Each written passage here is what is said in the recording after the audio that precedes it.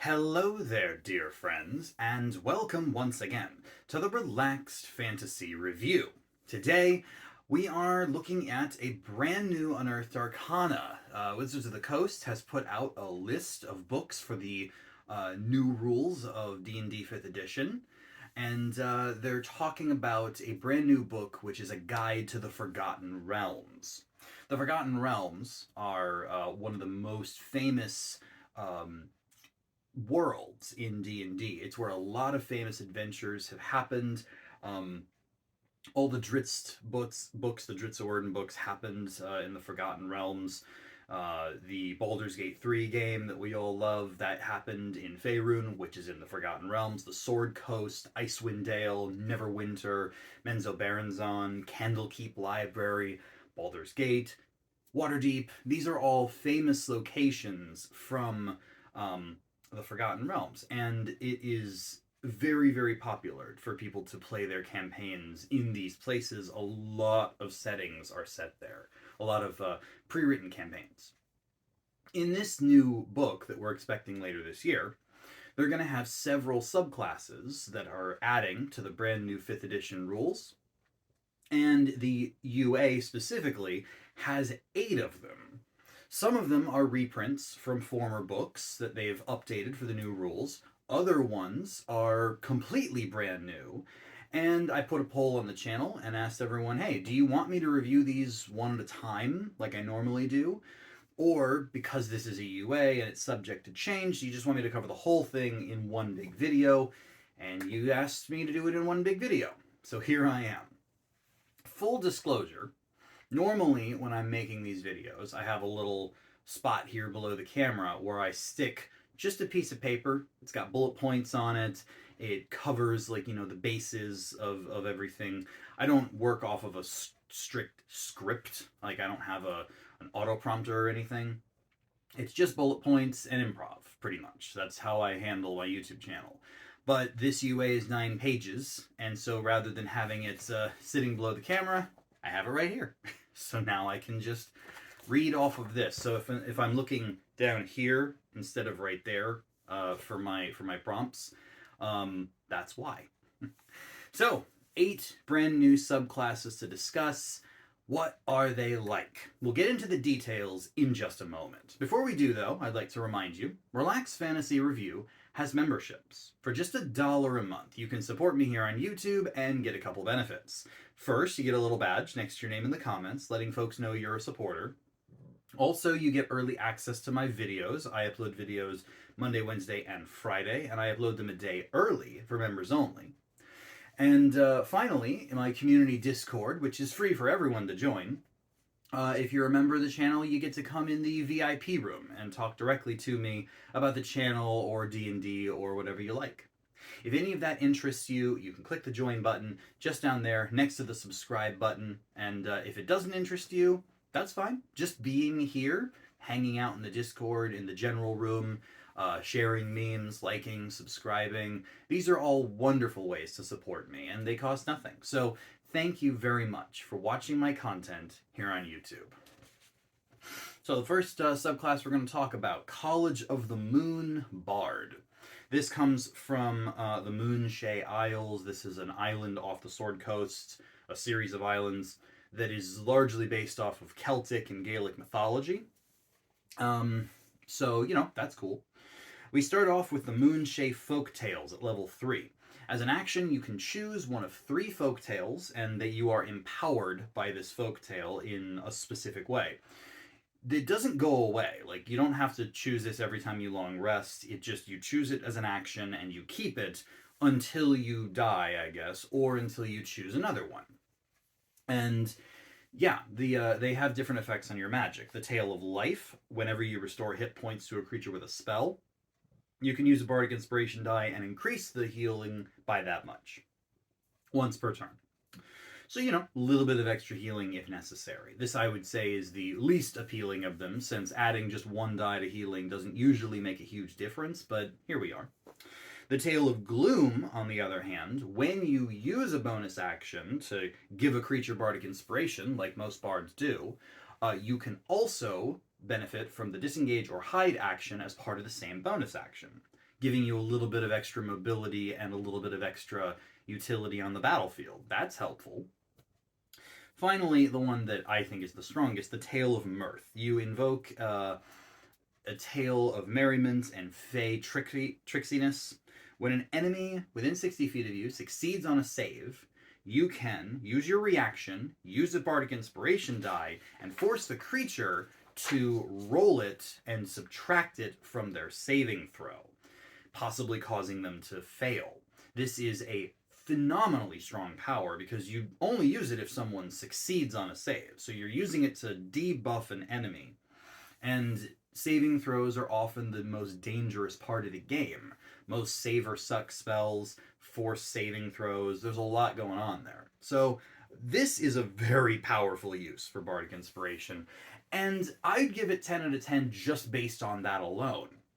But the fact that you also have this little option as an action, you can make yourself a better healer or a better mobile character on the battlefield. I give the Moonshae Folktales overall 10 out of 10. You also get Primal Lorist. This guarantees you a couple druidic things. You get the language druidic, so you know the secret language of the druids. You also know a druid cantrip, which counts as a bard spell for you. And you get an extra skill proficiency from a list. It's a decent list, actually. Insight, Perception, Survival's on there.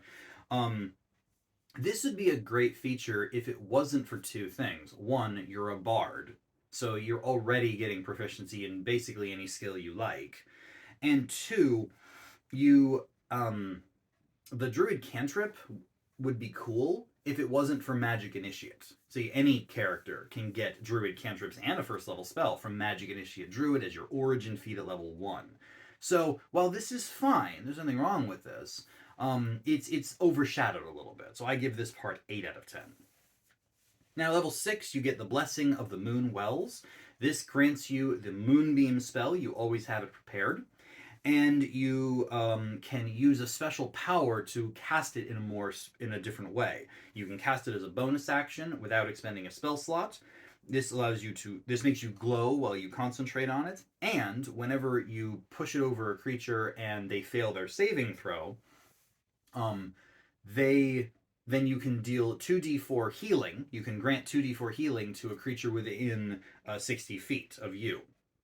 So if you use your bonus action to cast it and your action to move it on your turn, you can damage a bunch of enemies, and anyone who fails their save grants you healing for your party, which is a really strong upgrade for Moonbeam.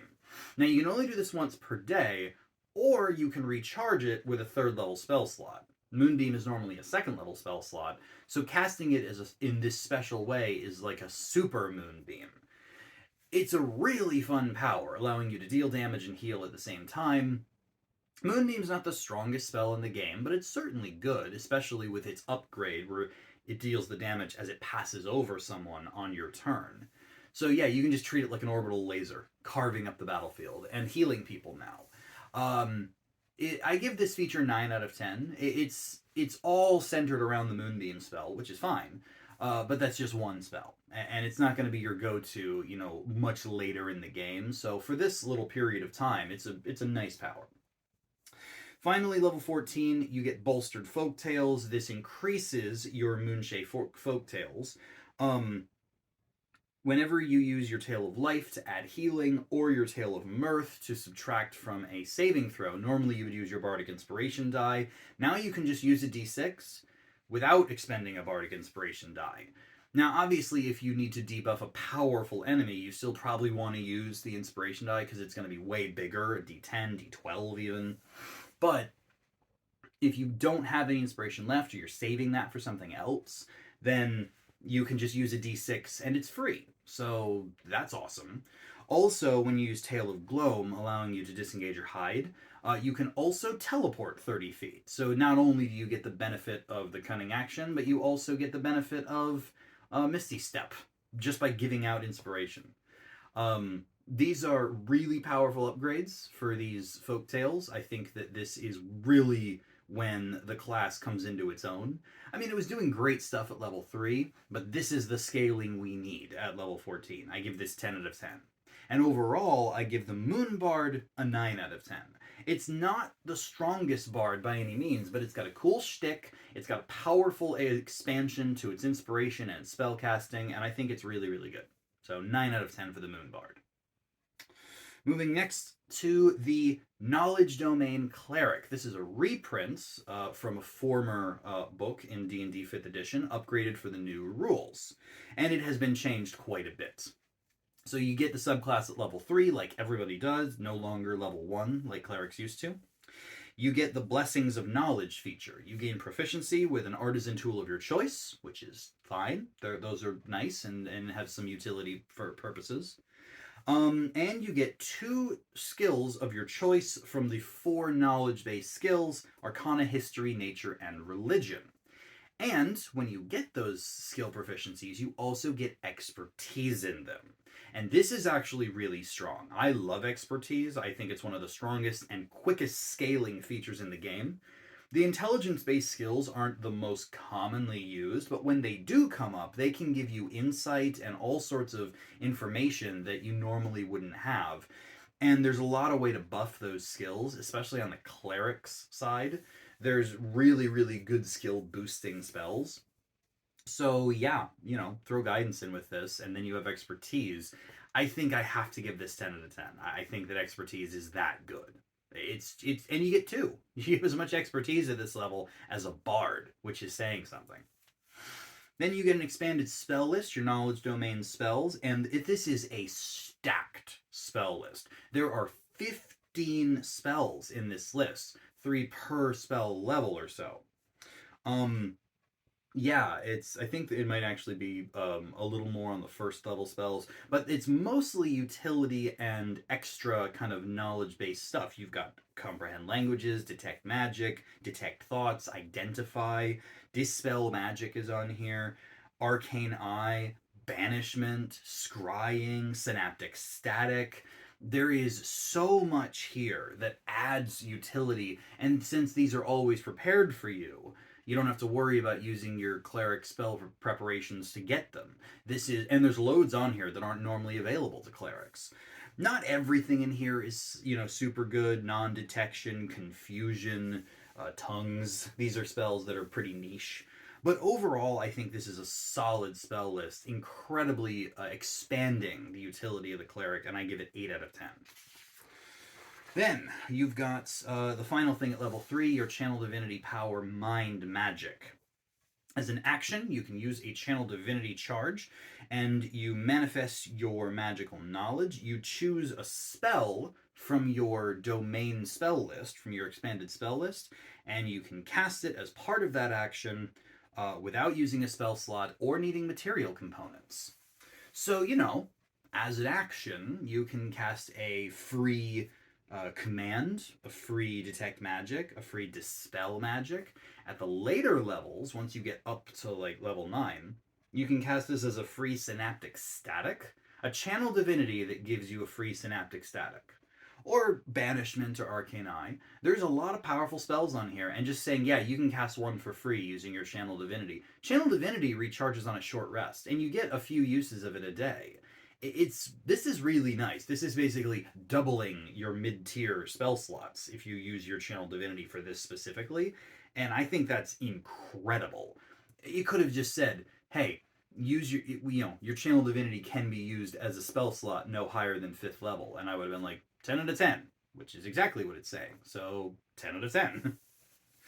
Level 6, you get Unfettered Mind. This gives you telepathy out to 60 feet. You can communicate with a number of creatures equal to your wisdom modifier simultaneously, so probably the whole party.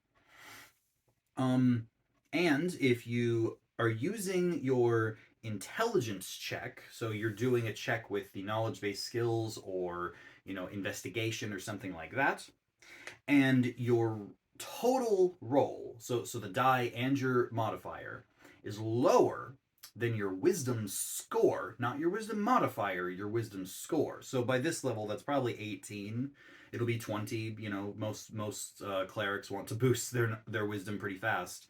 You can use the score in place of the total. So let's say you have expertise in Arcana, and you're making an Arcana check with your intelligence, but your intelligence is a 10.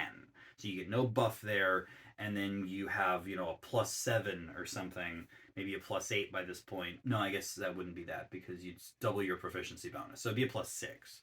And then you roll like a 3 on the die. So that's a total of 9 on the check. But your wisdom is 18. So you can just say, I got an 18 on that Arcana check. And there's no limit to this. It's just any intelligence check. This is fun for utility, and it makes sense considering that you're using your cleric powers to boost your intelligence-based skills, the knowledge domain. I think that this is 8 out of 10. Finally, at level 17, you get Divine Foreknowledge. As a bonus action, you can open your mind to the possibilities of the future, and for an hour, you have advantage on all d20 tests. This is attack rolls, ability checks, saving throws, I guess even death saving throws. You can use this once per day, or you can expand a 6th level spell slot or higher to use it again. There is a 9th level spell, which I think clerics get. I'd have to double check that, but it's called Foresight, and it gives you advantage on all your d20 tests and gives your enemies disadvantage on attack rolls against you for 8 hours, but that's a 9th level spell. So this is kind of like a lower version of that. It's only 1 hour, and it's just your dice rolls. Still, advantage on all dice rolls is powerful.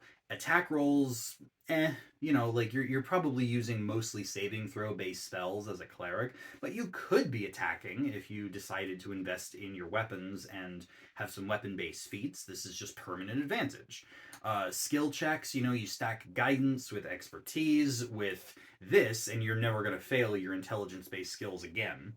And saving throws, yeah, having permanent advantage on every save you make for an hour.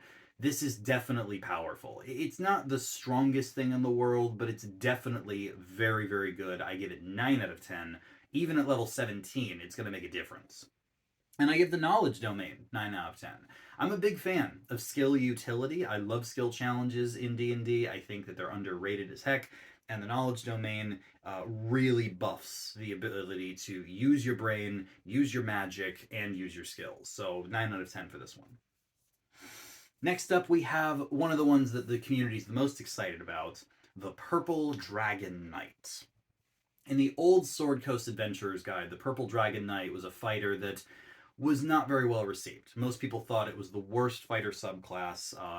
I don't know if it was the worst. It definitely was underperforming. Most of its powers only worked once or twice per day, and they were tied to other abilities. It was weird. It was a weirdly designed subclass that the community didn't really like. But for this, they've completely revamped it. It's nothing like that anymore.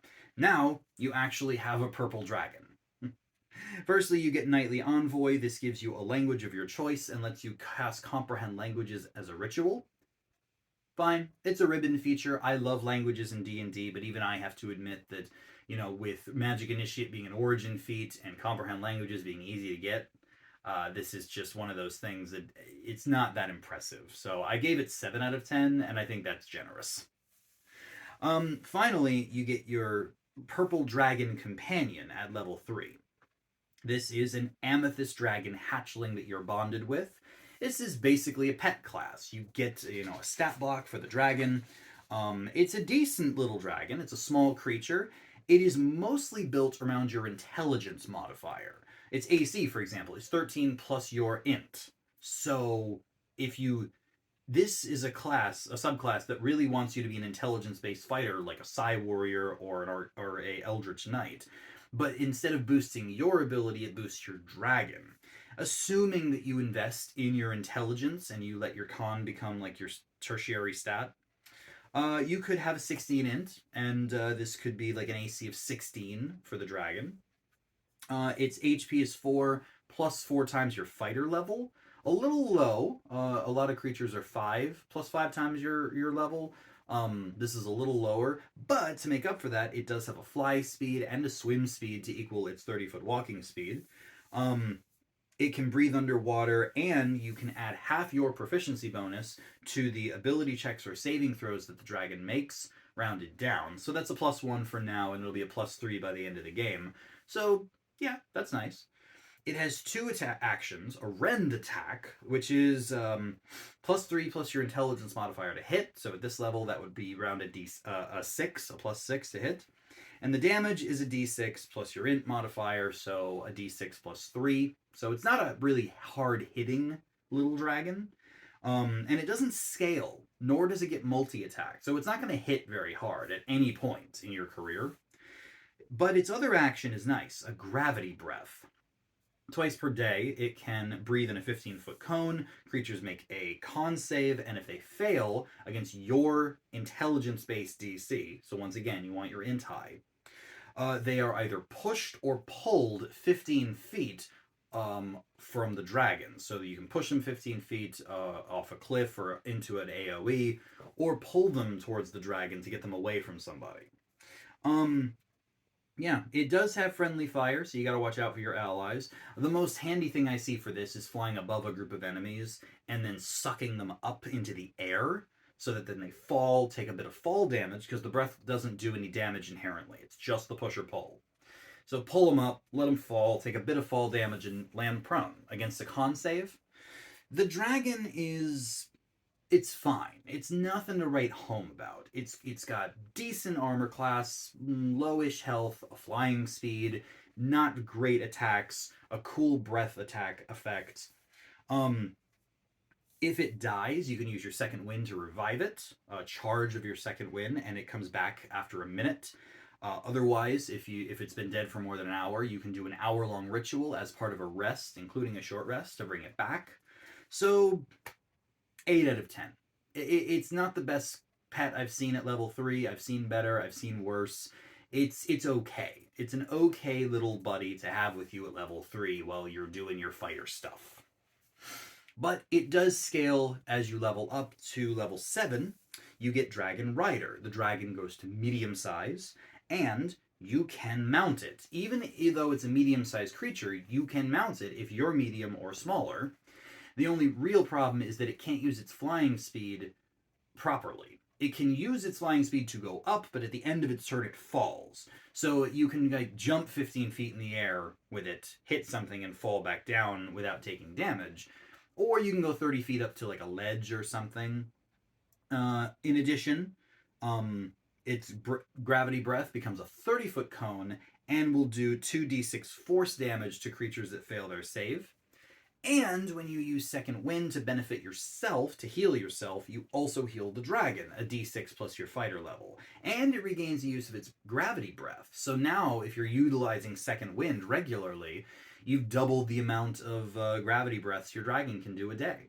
So this is good. You've got a little jumping mount while you're on it, or a flying medium-sized friend with a better breath weapon and a little bit of self-healing. 9 out of 10. We're getting a little better now. At level 10, you actually get a feature that benefits you and not your dragon. Rallying Surge. When you use your action surge, you choose up to 3 allies within 30 feet of you, and they can use their reaction to do one of two things. Either make a weapon attack or an unarmed strike, and you can choose the dragon to do this, and then they can make a rend attack. Or the ally can move half its speed without provoking opportunity attacks. And again, you can use this on your party or your dragon. This is solid. This is a nice little battlefield control feature. It's not the best thing in the world, but it's 3 allies whenever you use your action surge, and you can use that once per short rest. This reminds me of the old Purple Dragon Knight, using their action surge and benefiting their allies, but it's been souped up to the point where it actually is kind of useful. I give it 8 out of 10. Then level 15 rolls around, and you have Amethyst Pinnacle. And this is when your dragon becomes a real dragon, because it becomes large size, its speed and its flying speed increase to 40 feet, and you can actually ride it in the air. It doesn't fall anymore. We got there eventually. Now you have a flying dragon mount, which is awesome. Also, when you attack on your turn, and as a fighter you get several attacks, you can forego one of your attacks to let your dragon use its rend, or 2 of your attacks to allow it to use its gravity breath. This is a nice way to double down. So you use your attack action, and you hit once, and you use 2 of your attacks to use the gravity breath. Then you can use your bonus action to command it to do it again. So you could hit creatures in a 30-foot cone twice with the gravity breath, which is a lot of pushing and pulling. It's still a con save, but by now, hopefully, you've maxed your intelligence. Fighters have a lot of extra ability score increase feats to do this with. I give this 10 out of 10. I think that finally having a flying dragon mount is worth it.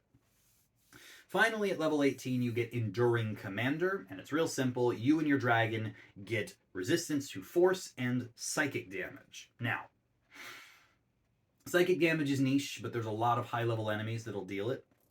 Also, something that we've been told about in the brand new monster manual is that magical bludgeoning, piercing, and slashing damage are basically gone now. Like, they don't exist. Instead, a lot of high-level enemies that would normally deal magical weapon damage or magical physical damage of some kind are just dealing force damage. It's now common for powerful enemies to deal force damage with their basic attacks, meaning that resistance to force damage, especially at the high levels, is going to be invaluable.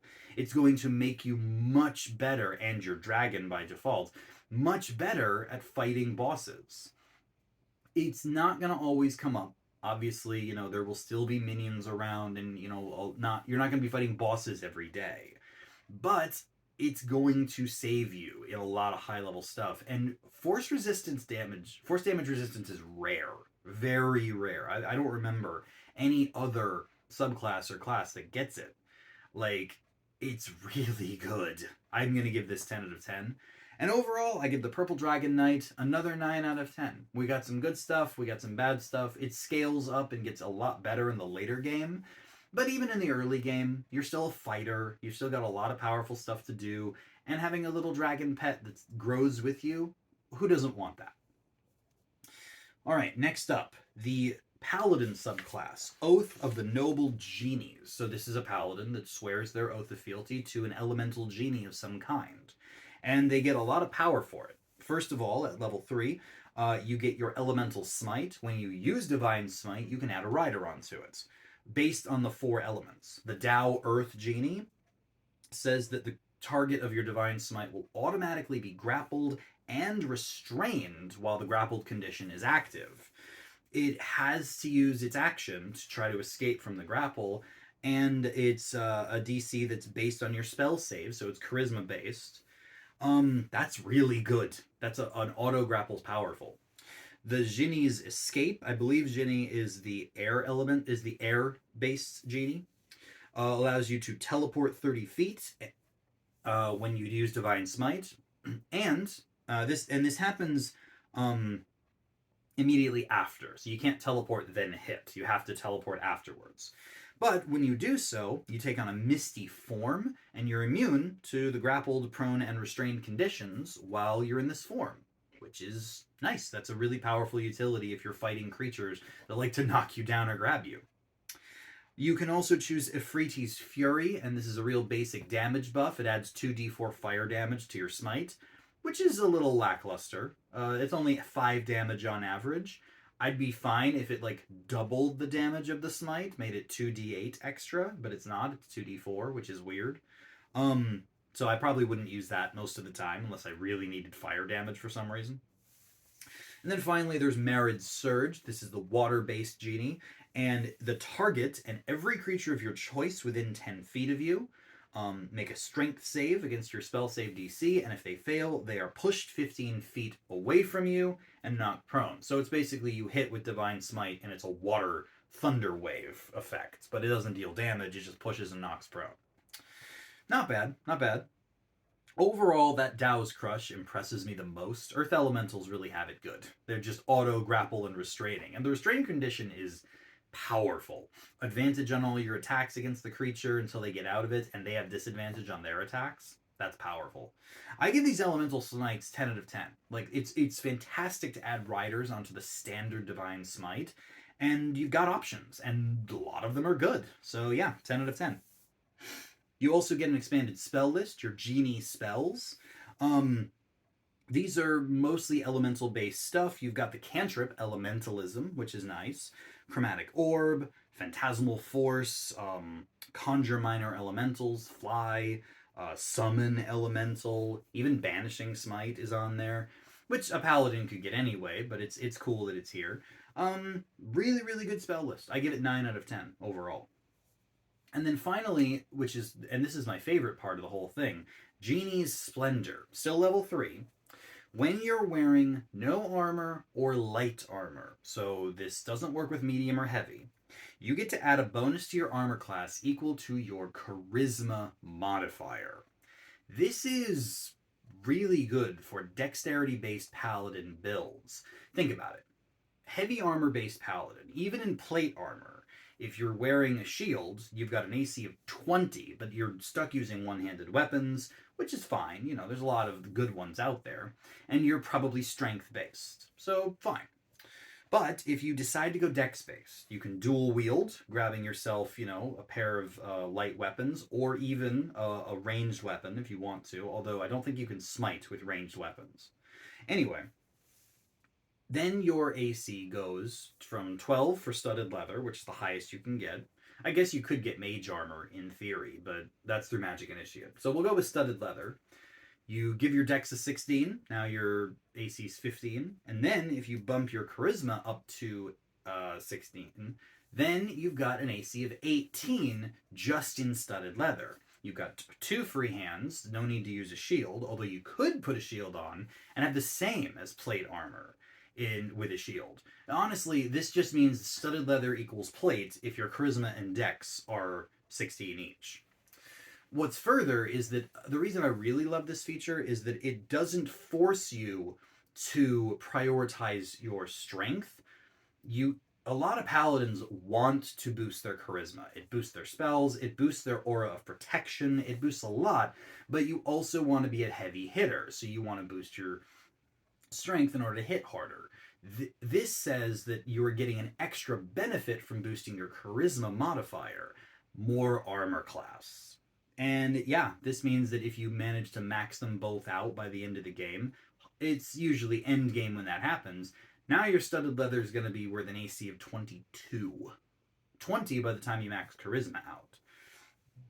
I think this is very powerful. Oh, and you also get a skill proficiency on top of that.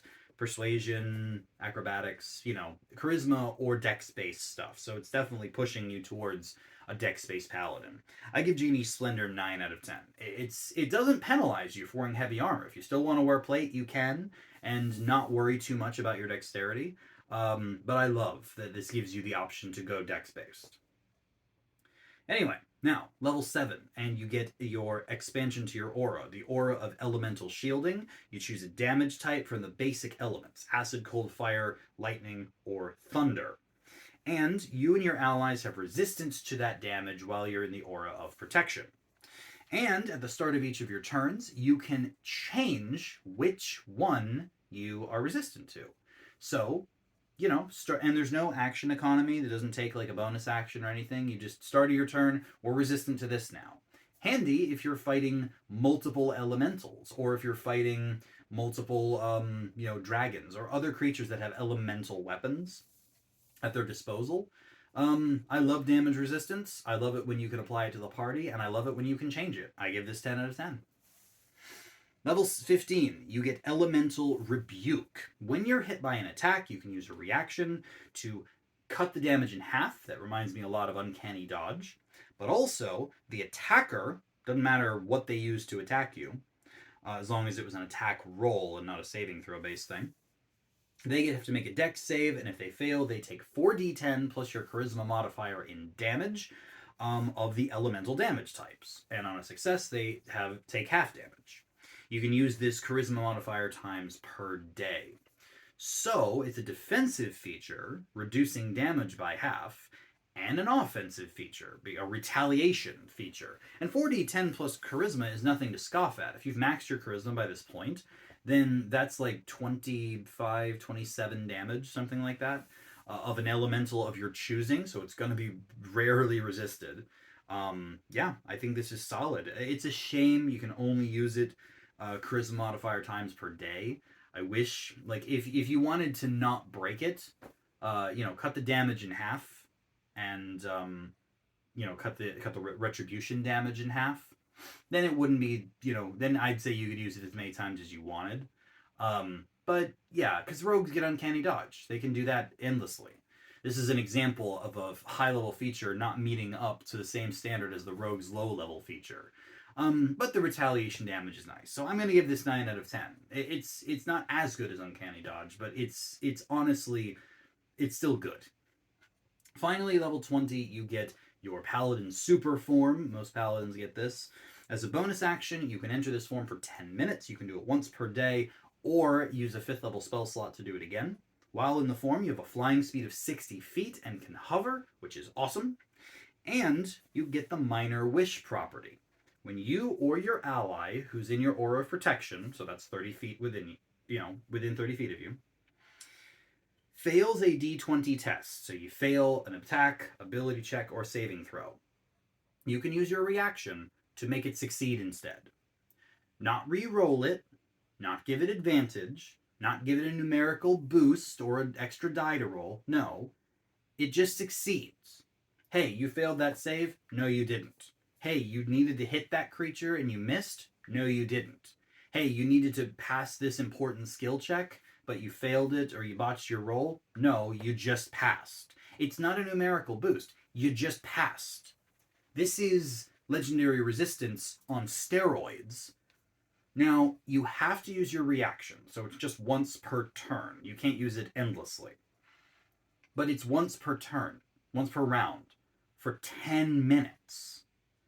That is, in theory, 100 uses, 100 successes. This eats the diviner wizard's lunch. This eats Portent's lunch. This is better than magic resistance. This is one of the most insane features I've ever seen. And yes, I know it's level 20. I understand that most players are never going to get this. But my God, 100 guaranteed die roll successes? I mean, you're not going to utilize all of them, obviously.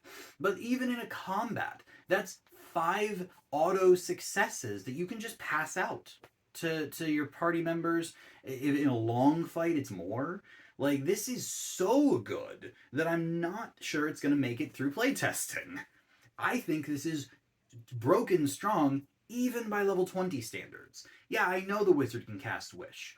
Once per day, you can use auto success things 100 times a day in theory. 10 out of 10. Broken 10 out of 10. This is so strong.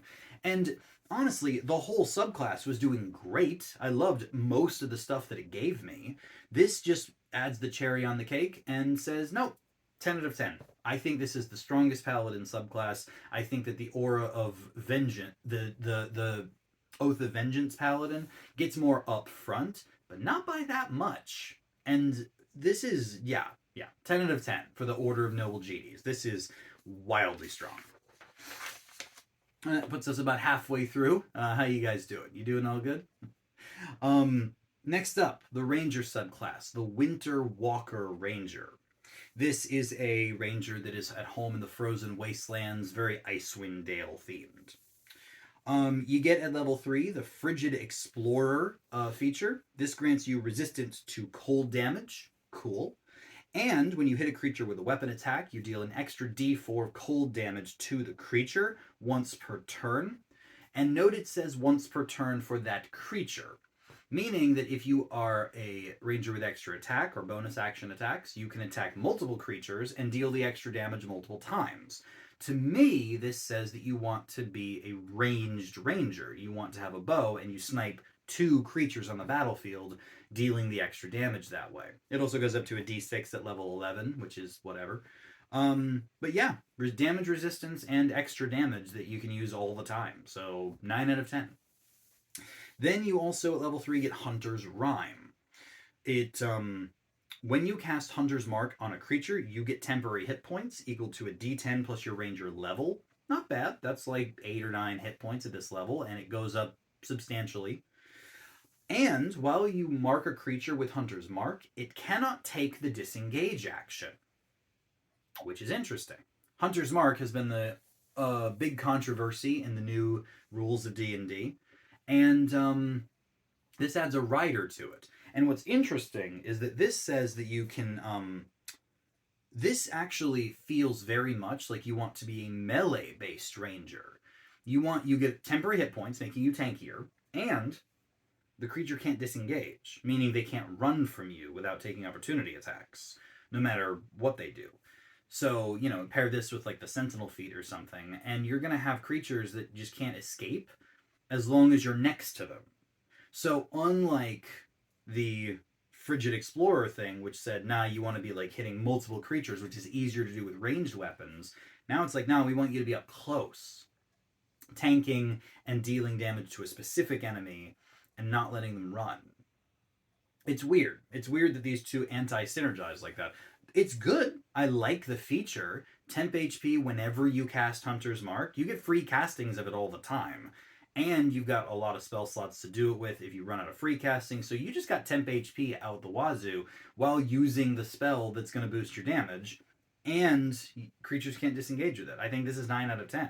It's just weird that those two don't add up. Like one doesn't work as well as the other with the other. Finally, at level 3, you get your expanded spell list. Just one spell per level. Ice Knife, Pass Without Trace, Remove Curse, Ice Storm, and Cone of Cold. Mostly good. One's a niche one. I don't think that Remove Curse is that great. But, it's going to come in handy when you need it. I think that overall this is like an 8 out of 10 spell list. And again, having an expanded spell list that has damage-based spells, Ice Knife, Cone of Cold, that sort of thing, says that you want to have a decent wisdom. So what does this ranger want to be? Does it want to be a ranged damage dealer, dealing extra damage to multiple targets? Does it want to be a close damage dealer, tanking and standing on the front lines and not letting enemies run? Or do you want to have a high wisdom and become a caster ranger? Maybe with the druidic warrior feature. I don't know, because the answer is yes to all three. This ranger has no idea what it wants to be at level 3. Level 7, you get the Fortifying Soul. This bolsters your allies. When you finish a short rest, you can choose a number of creatures equal to your Wisdom modifier, again, wanting you to invest in Wisdom. Those creatures heal an extra 1d10 plus your ranger level, and have advantage on saves against the Frightened condition for an hour. You can only do this once per day, but it's during the short rest that you get to do it. So you get to boost up your allies, most of your party, if you've invested in your wisdom. It's weird. So, extra healing, great. Advantage against fear, great. You have to short rest to get it? I mean, you probably are short resting. Most parties do. And it's a little bit of extra healing and advantage against fear. Fine, good, makes you invest in your wisdom. So once again, we're leaning into wisdom and not strength or dex. 8 out of 10 for this feature. Level 7, Chilling Retribution. This says that when a creature hits you with an attack, you can use a reaction, force the creature to make a wisdom save. If they fail, they have the Frightened condition until the end of your next turn and have their speed reduced to 0. You can do this wisdom modifier times per day. So now you've got a situation where you've got enemies attacking you, meaning this is going to be assuming that you're on the front line. So now you're a melee-based ranger. I mean, yeah, you can get hit if you use a bow. I understand that part, but it's weird. And it wants your wisdom modifier to be high, so you can use this reaction more than just, once or twice. It doesn't do damage. It's a wisdom save or it's a fear effect if they fail the wisdom save. And that's it. And I guess their speed is 0. But, if I'm a melee-based ranger with the Hunter's Rhyme thing, I'm going to want to have Sentinel anyway, so reducing enemies to 0 speed isn't going to be that weird for me. I give this 7 out of 10. It's not that great, because it really drives your ranger into this multiple ability score dependent situation, which rangers are anyway, and this reinforces it.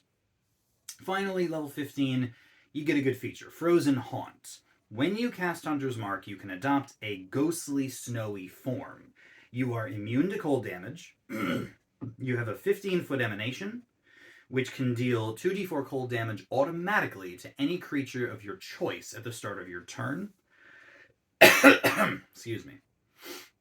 But, this is a 15-foot Spirit Guardians that just doesn't do as much damage, but is auto. So it's an extra 5 damage per turn. This, again, wants you to be a melee-based ranger, pushing you to have multiple enemies around you. You also gain partial incorporality. You are immune to grapple, prone, and restrain, and you can move through creatures and objects as if they were difficult terrain. You take the d10 of force damage and are shunted to the nearest unoccupied space if you end your turn inside another creature or object, but partial incorporality is really handy. And what's cool is that this lasts as long as you're concentrating on Hunter's Mark. By this level, you can upcast Hunter's Mark and it'll last 8 hours. By the time you get to level 17, it can last 24 hours if you use your highest level spell slot. But the problem is that this feature can only be used once per day, unless you recharge it with a 4th level spell slot. So let me paint a picture for you. Beginning of the day, you cast Hunter's Mark on some creature. It could be like, rats in a bag, whatever. You don't have to kill it. You just have to have Hunter's Mark, and you can concentrate on it, regardless of whether it's attached to a creature. You now are in your snowy form. Awesome. Then, you've cast it with a 3rd level spell, so it'll last for 8 hours. Great. That's an awesome time frame to have it. But then, in the midst of the day, you lose your concentration on it for some reason. I don't know. Maybe you were knocked unconscious temporarily, and then you lose your concentration on it. To get this feature again, you have to cast Hunter's Mark, which you're going to want to do with a higher level spell slot, so it lasts longer. And you're going to have to use a 4th level spell slot to get this power again. I'm not sure I understand why this is a limited use thing. Hunter's Mark is limited use by its very nature. Granted, you do have a lot of free castings of Hunter's Mark, but they only last an hour. But I guess lasting an hour is a pretty long time for a feature like this. I don't know. It feels like losing your concentration on Hunter's Mark is going to be rough, but I suppose that if you're a high-level ranger, you can't lose concentration on Hunter's Mark through damage. That actually makes that feature valuable. This level 15 feature makes the I can't lose concentration on Hunter's Mark through damage feature exceptionally valuable. I don't know. It's good. This is a great power. It's got a low damage, but it's automatic damage, area of effect. You're immune to grapple, prone, restrain, and you can move through walls and creatures incorporeally for hours and hours at a time, basically the whole adventuring day. I give this 9 out of 10. I think it's just a shame that it works so weirdly with your spell slots. Even if you're casting free Hunter's Marks, you can only do this a few times per day, so but you're probably not going to lose concentration on Hunter's Mark if you use a higher level spell slot. I don't know. This ranger has no idea what it wants to be. Does it want to be a melee-based, dual-wielding ranger, or sword and board for that matter? Does it want to be a ranged-based ranger with a bow, crossbow, or a gun for that matter? Or does it want you to be a spellcastery ranger, using your magic, maybe grabbing druid attack cantrips, and focusing on your wisdom? I don't know, and I don't think it knows either. This is my least favorite. There's nothing bad here. It's just that none of it is wowing me, and it's confusing me about how it wants me to build the ranger. So I'm going to give it 8 out of 10. It's got some good stuff in here, and the thematics are great, but, I don't know. Next up is the Rogue subclass, the scion of the Three. Anyone who's played Baldur's Gate 3, or who knows anything about the lore of Baldur's Gate or the Sword Coast probably knows who the Dead Three are. There are 3 evil gods, demigods. Baal, Bane, and Merkel. They are gods of tyranny, violence, murder, and death, And they form this coalition of gods which have a lot of power. And, as a rogue, you can dedicate yourself to them and get some benefits. At level 3, you get the Bloodthirst power. This means if you hit a creature with your sneak attack that's bloodied, so they have half their hit points or less, you deal extra damage equal to half your rogue level. Rounded up, nice. But at this level, that's 2 extra damage on a sneak attack that was dealing, 7 damage. So, it's a boost. It's not huge. In addition, if an enemy that you can see is reduced to 0 hit points, it doesn't even have to be by you. This can be by an ally. You can use your reaction to teleport 30 feet and make a melee attack. You can use this reaction intelligence modifier times per day. So this wants you to crank your intelligence as a rogue. But a reaction-based attack plus a teleport, that's pretty good. Like, I mean, the damage boost is pretty small, but a reaction-based attack is really valuable for a rogue because it allows you to sneak attack on another creature's turn. So yeah, I think this is a powerful feature. It's limited. You're going to want to boost your intelligence. Maybe grab True Strike with Magic Initiate or something so that you can, you know, attack with your intelligence. Although you wouldn't be able to do that with your reaction attack because it specifically says melee attack, not a spell. So, still think this is a good feature. Reaction attacks are good on rogues. I say this is 9 out of 10.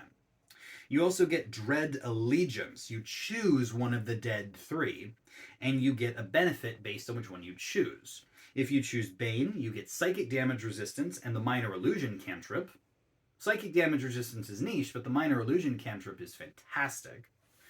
Also, if you choose Bane, you get Poison Damage Resistance, which is great, and the Blade Ward cantrip, which is also great. Something to use your concentration on as a rogue to boost your defenses.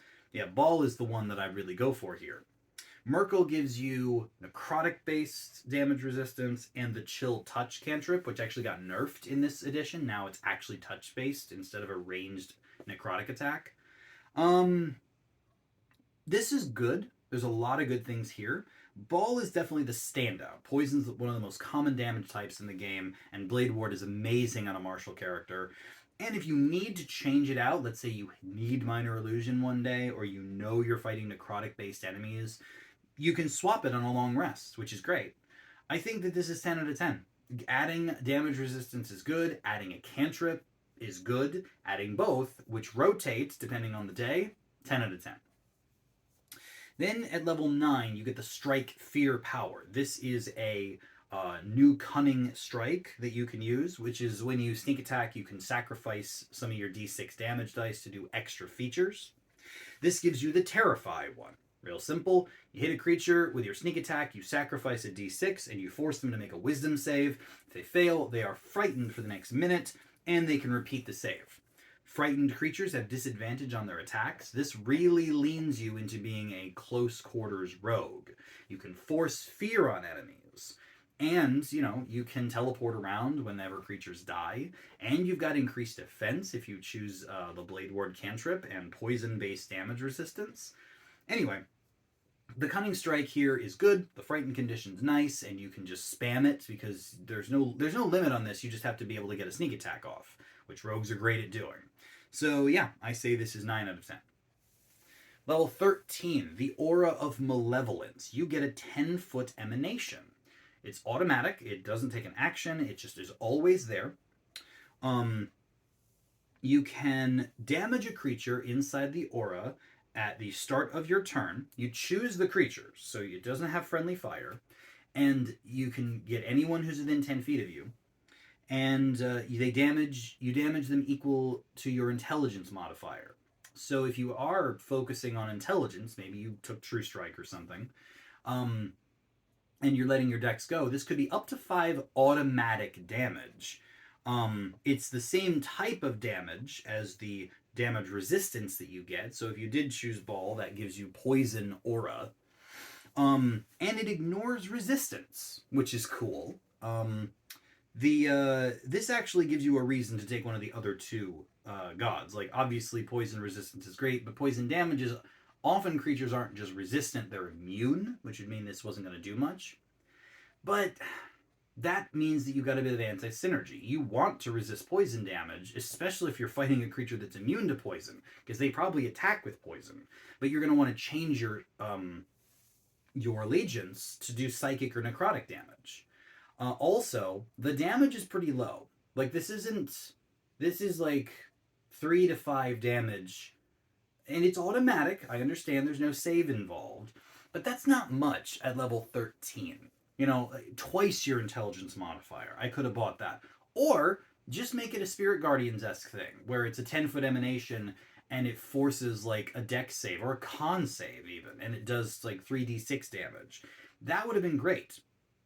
I would have even accepted, like, a limited use thing where it lasts for, like, a minute and you can do it intelligence modifier times. But no, it's always on and does very small damage.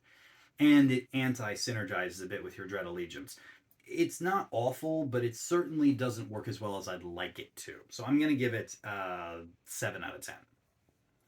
Finally, level 17, you get Dread Incarnate.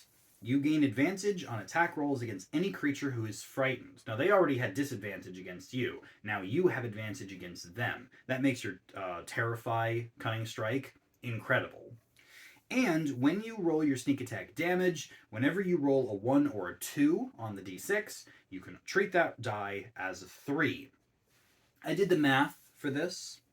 That per die, per sneak attack die, adds half a point of damage on average. Because think about it. A d6, you can roll 1, 2, 3, 4, 5, 6. That averages to 3.5. If you average 3, 3, 3, 4, 5, 6, that averages to 4 damage. So it's half a point more overall per die. By this point, you have 9 dice. You're going to get 10 dice here shortly. So you're adding on average an extra 5 damage or so to your sneak attack. Fine. It's not amazing, but it's free. You get it every time you sneak attack. And you're going to be sneaking attacking way more reliably because you can frighten creatures and then get sneak attack because you have advantage. But sneak attack's not hard to get for rogues. I don't know. This feels a little lackluster for a 9th level feature for the damage boost, but the advantage against frightened creatures synergizes beautifully with the feature before. Overall, I'm going to give that 9 out of 10.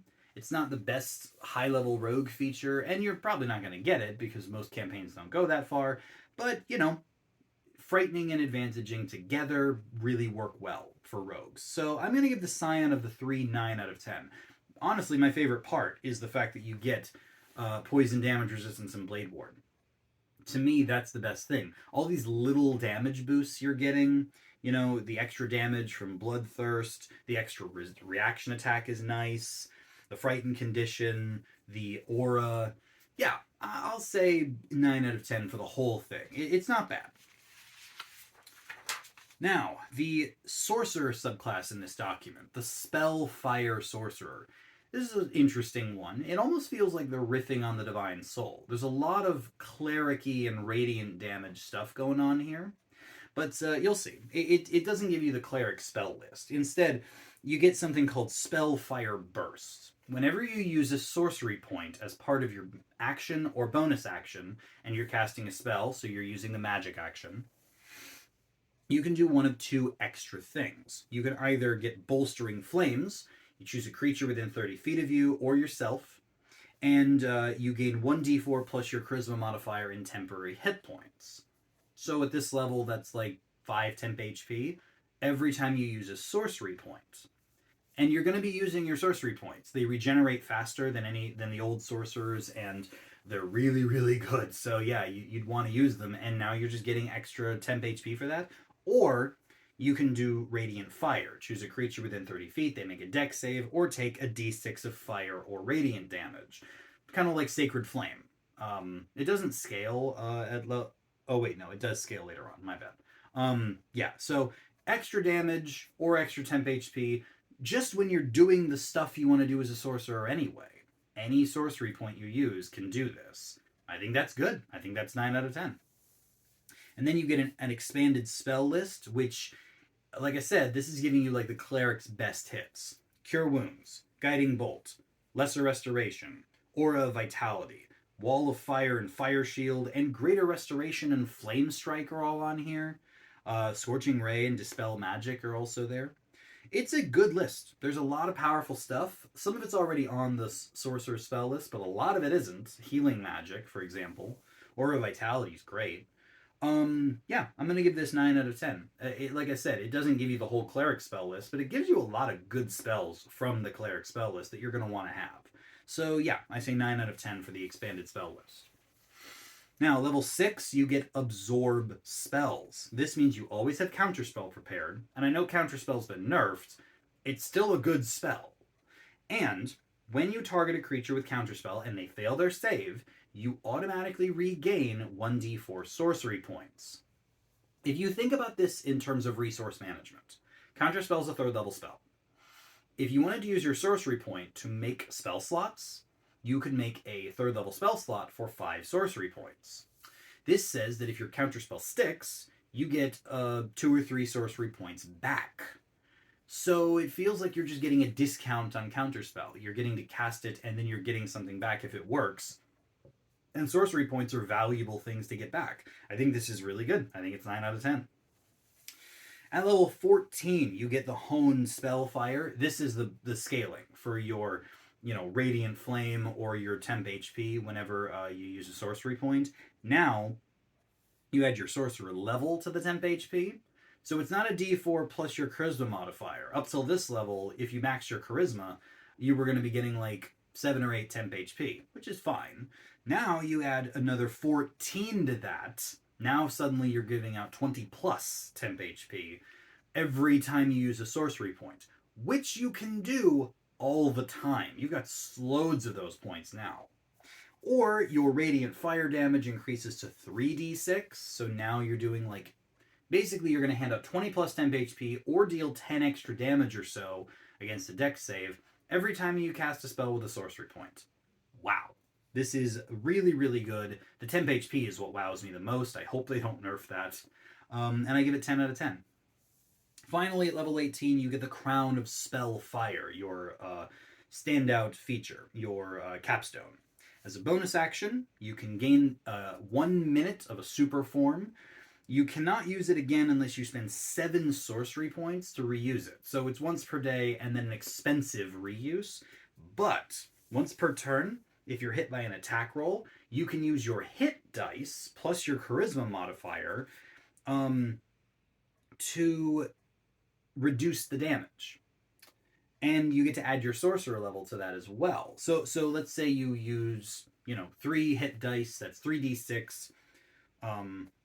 Oh no, you don't add your charisma modifier. It's a maximum up to your charisma modifier. So up to 5d6 that you can do this with. That's like 17, 18-ish. And then you add your sorcerer level, which is another 18. So now you're reducing with a once per turn against an attack roll, you can use hit dice to drop the damage of an incoming attack by 35, which is pretty sizable, even at level 18. I don't know whether I'd use this over the shield spell, but it doesn't take a reaction. So technically you can do both. In addition, you gain a flying speed while you're in this super form, and if you're subjected to any spell or magic effect that allows you to make a save to take half damage, you get evasion on it, basically. You take half damage on a fail and no damage on a success. And it's not just dex saves, it's any save against magic. So you have super magic resistance or super evasion. So yeah, an interesting feature to be sure. Reducing damage using your hit dice, that's a cool concept. Flight is always good. And super powerful evasion / magic resistance. I think this is 10 out of 10. I think that this is definitely a strong feature. Using hit dice is a weird mechanic to drop on this sorcerer at level 18. I think I would have rather it used sorcery points. But hey, whatever, we're here. And I think it's 10 out of 10. And I think that the Spellfire Sorcerer is 9 out of 10. Good utility, good power, lots. You're going to be the Temp HP master with this thing, especially when you can use your sorcery points repeatedly throughout fights. Yeah. Anyways, now for the final subclass, the Bladesinger Wizard. This is a reprint. In fact, it's been reprinted a couple times throughout 5th edition, and now we have a brand new version of it in the UA, obviously. So level 3, you get the subclass, you get the Bladesong feature, you know it, you love it, but it's been changed. Now as a bonus action, you enter Bladesong. You can't be wearing armor. No more light armor for Bladesingers, it's mage armor or nothing. So, it's definitely, Bladesingers are going to want to use mage armor, basically, is what this means. You also can't use a shield or make an attack with 2 hands on a weapon. While it's active, you gain the following benefits. You get a boost to your armor class, equal to your intelligence modifier, so it's very defensive focused. Your speed increases by 10 feet. It also adds your intelligence modifier to your concentration checks, which is really good. And when you attack with weapons you're proficient with, you can use your intelligence modifier instead of strength or dexterity. This is something a lot of Bladesingers talked about, taking dips into Artificer to grab. Now it's just part of Bladesong. which is really good. This makes Bladesong go from something that was already one of the most powerful wizard subclass features, now it's just more powerful. Like, I don't care that I can't wear light armor. I'm attacking with intelligence. That's fantastic. I think this is 10 out of 10. You also get training in War and Song at this level. You get an extra skill proficiency, persuasion, acrobatics, something like that. And you get proficiency in all melee martial weapons that don't have the two-handed or heavy property, and can use a weapon as a spellcasting focus. So now you don't have to stick with dex-based weapons because of your intelligence-based attacking. And yeah, now you get proficiency in all sorts. Axes, hammers, long swords. If you're mounted, you could use a lance this way. Imagine a mounted lance-wielding Bladesinger. Wild. I think that training in War Song is 9 out of 10. Nice to get the extra proficiency in weapons and the extra skill. Level 6, you get the special extra attack feature. You get extra attack, attacking twice, and you can replace one of those attacks with a cantrip. This is fantastic, so you can swap it out for True Strike, Booming Blade, something that does extra damage, or even a ranged attack, Firebolt, Toll the Dead, take your pick. This is the best extra attack in the game, and I give it 10 out of 10. At level 10, you get the Song of Defense. This is the same as it used to be. When you take damage, as you're in Bladesong, you can use your reaction to expend a spell slot, reducing the damage by 5 times the spell slot's level. I used to think that this was a bit of a, ribbon kind of not so great feature. It's expensive. You use a 5th level spell and you're reducing damage by 25. That's a lot of, that's an expensive cost. Especially when you could just use your reaction to cast shield. But I know now exactly what they're thinking. Yes, normally you're going to be using shield to buff your armor class to like the stratosphere so no one can hit you anyway. But shield doesn't help you against crits. If you get crit, you can use Song of Defense, throw out a spell slot of 4th level or something, and drop that damage down by about 20, probably cutting the damage in half at least. Maybe even negating it entirely. I think that this is a better feature than I originally gave it credit for, and I give it 9 out of 10. Finally, level 14, you get Song of Victory. This has changed. Now, when you cast a spell that has a casting time of an action, you can use your bonus action to make a single weapon attack. This works in 2 ways. Either if you're using your main action to cast a wizard spell, like you're laying down, a hypnotic pattern or a wall of force or some sort of really powerful battlefield control spell, or even an attack like a fireball. Now you can get an extra stab in with your bonus action. Or you could utilize this in a combination with your extra attack. Attack with your attack action, use your extra attack as a cantrip, cast Booming Blade or True Strike. Now you're using an action-based spell. So now you can bonus action attack. This lets you weaponize your bonus action every turn. Especially if you're up in melee combat, attacking 3 times is going to be good. So yeah, this is 10 out of 10 to me. And overall, the Bladesinger is 10 out of 10. I think that they've actually been improved. Yeah, they don't get to add their intelligence modifier to their damage at level 14. And no, they're not adding their AC, their intelligence modifier, or getting advantage on dex saves. None of that stuff. But you get to attack with your intelligence. You get extra attacks that are even more so at level 14. I have a better opinion of Song of Defense than I used to. I think this is 10 out of 10. I think the Bladesinger, as printed here, might be the best printing I've seen of it yet. It's not all improved. There's some things that have been tweaked downward, but the upwards tweaks are worth it, and then some, I think. And that's it. That is the UA. So, what do you think? Let me know down in the comments which one of these is your favorite reprint. For me, it probably comes down to either the Bladesinger or that Genie Paladin. Those are the ones that impress me the most. Unfortunately, the Ranger gets done dirty again. There's some cool features in the Winter Ranger, but I don't know. It feels like they don't quite know what they're doing with the Ranger, which sounds about right. Sorry, Ranger. I love Rangers, but I think that Wizards of the Coast doesn't really know how to build them right. In any case, this has been the Relaxed Fantasy Review. If you enjoyed the video, please like and subscribe down below. Have a look for the join button down there, and keep your eyes peeled for more reviews coming down the line soon. Have a good one, my friends.